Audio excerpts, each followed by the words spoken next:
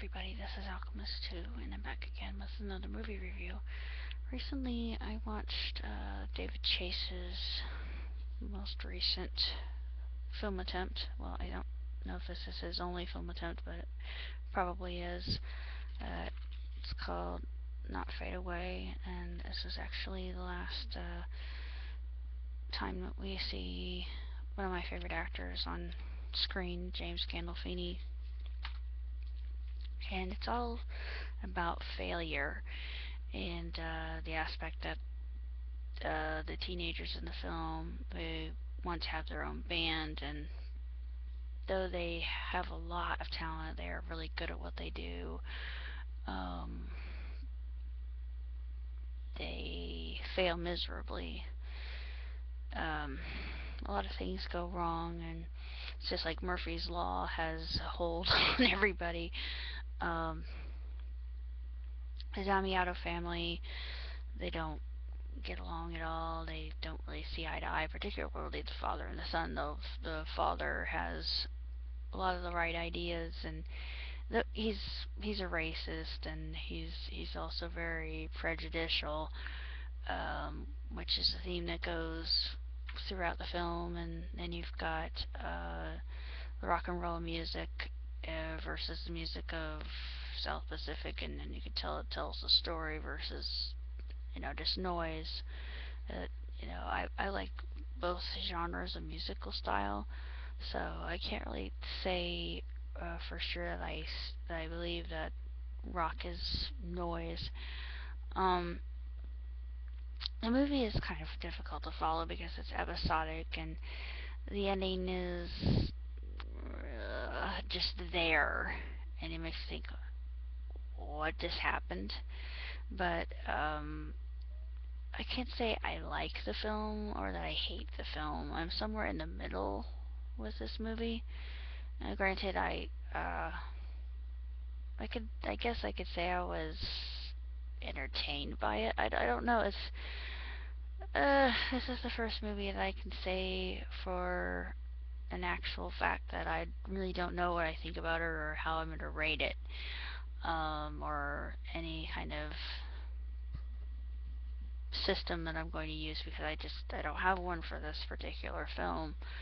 I just feel kind of confused by it, and it's just so tragic. These families that go through their problems, particularly uh, the Dietz family, and Joy, her sister.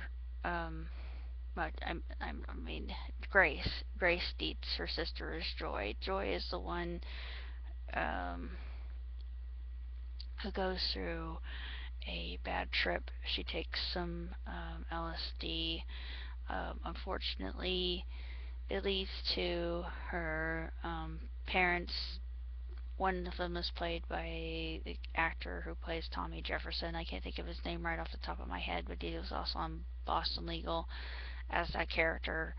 And he plays another fatherly character in this particular film. And I wasn't really surprised at that, but he just has so much disdain, and he's condescending against Joy, and he thinks, oh, she's completely off her rocker and she's flipped her wig. Let's send her to the psychiatric unit where she belongs. She wasn't insane. She just had a bad trip. And it's just really um, sad. And there is quite a bit to be said about this film in and of itself, even um, through the whole duration of it. The music's great. I love the music. The music is probably the best thing about it. It just shows the human fallibility of it all, and this the whole uh, kind of wastefulness of the entire thing. And they all think they're cool by being in the band and trying to imitate somebody else, and they have all these visions of grandeur and high aspirations, and they're very ambitious. Um, they think that they're doing the chic thing by smoking marijuana. Um, And the girls in this movie, they think that they're um, being noticed by giving their boyfriends fellatio, and um, it's that's not really the way to get a guy to notice you. That's more of a one-way ticket to whoredom and the wrong kind of attention from guys. And later on, uh, one of Douglas's friends from the band tells him this. He said, "Well, Grace actually was going down on some other men and blah blah blah." And he says, "Well, you could have. Why did you tell me this? You could have. I mean, why couldn't you have told me that earlier instead of telling me this now? Uh, it wasn't really an opportune time." And he comes up with all these lame excuses, and it was just to during a division between the two, and of course that works, and the band breaks up, it comes back together, it breaks up, and it forms back together, and all these horrible things happen, and eventually Douglas's character, he he moves away and he starts a life of his own. I think it kind of leads to that. I don't know if he ever goes anywhere, but the whole title, Not Fade Away, uh, is an ironic title because the band itself, you didn't know they existed, and they didn't really know if they did anything noteworthy. Sorry for the pun, but it's just one of those movies that makes you think. But I was extremely disappointed because I thought, oh, this film is going to be really awesome. It's going to be so cool because one of my favorite actors is in it, and Brad Garrett stars as a cameo as well as the man who plays Tommy Jefferson, whom I really like and whom I have a slight crush on. Um, Other than that, I really can't say that much about the movie itself. If you like James Gandolfini and you're a fan of Jim Van Zant's work, James Van Zant is, I think he played Silvio on this series, if I'm not mistaken, or was it? No, it wasn't Polly Walnuts. Yeah, it was Silvio. Anywho, Stevie Van Zant, he's actually in the rock and roll scene, so I'm not really surprised that he was into that. He's uh, done a lot of gigs and he knows what he's talking about, so he understands the music business. So I was pretty impressed by that. That was the only thing that really caught my eye. And he was co-producer with David Chase. And David Chase, if you're listening to me, I've written you um, a letter. I said you could either finish this series as you promised your fans you would, or you could make a movie. Now, I think a movie would make you more money and be more lucrative for you in the long run versus finishing the series of The Sopranos, um, which ended the way I thought it would anyway, and I have my theory about the whole ending of that series as a whole.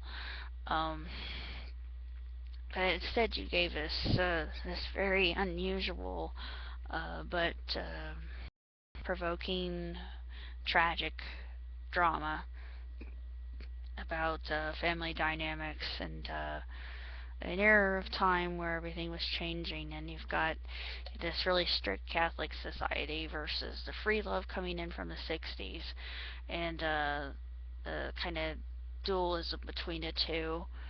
Uh, it's also didactic, I believe. It just is a tool to just people like me who had always thought, oh, this sort of life would be glamorous. And I love music. I consider myself a musician in a way, but I would never do something like that. I would just think, I really don't want to burn my synapses just for a moment of pleasure, and to think that I could fly for a moment and maybe off myself, uh, given the chance that my inhibitions are completely gone with whatever mind expansion um, drug I might happen to take. But I wouldn't do that. I would never put my hand on something toxic like that because I know better for myself, and there's too much knowledge in my brain that I can't possibly afford to lose. It's too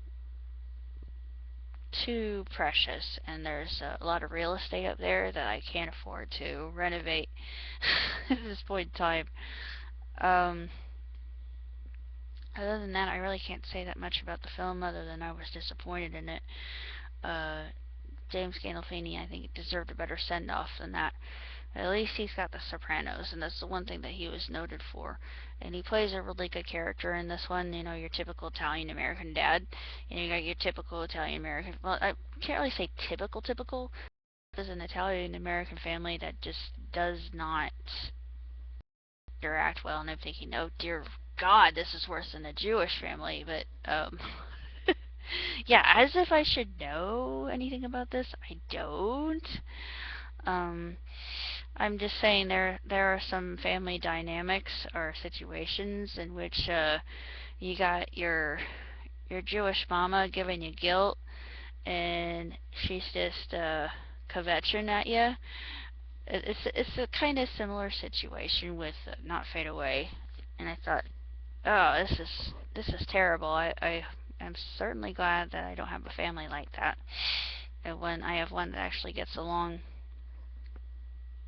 so on and so forth. But as far as movies are concerned, I would have to give this one a pass just because I'm not really sure whether I liked it or disliked it. All I know is that I'm going to sell it to Half Price Books, so if you see it there, you know it's mine originally. It's only been played once. If anything, I really liked the music, and I enjoyed it for that. But other than that, it just really wasn't what I expected, and I'm just not very satisfied with the result.